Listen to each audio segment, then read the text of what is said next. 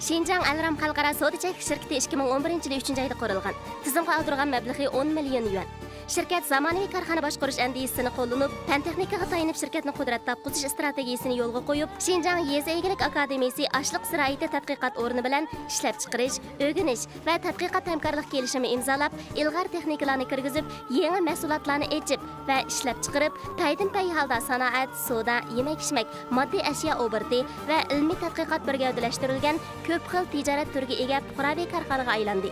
Shirkatimiz ilg'or uskunalarni kirgizib, pecheni paranik, bolka, kamput, qiyam, non, jigda talqini ishlab chiqarish va quruq yal yemishga ish qo'shish liniyasi qatorliq 7 turlik ishlab chiqarish liniyasini qurdi.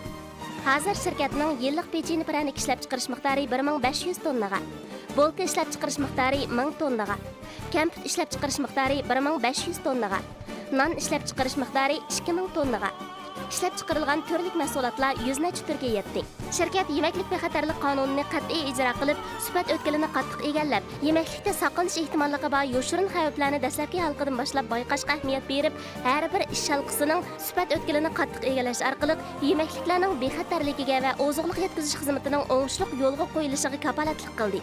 Yangi mahsulotlarni tadqiq qilib ishlab chiqarib, paydin-pay holda xalqaro saviyaga yetib, yaxshi bo'lgan taraqqiyot yo'nalishiga kirdi.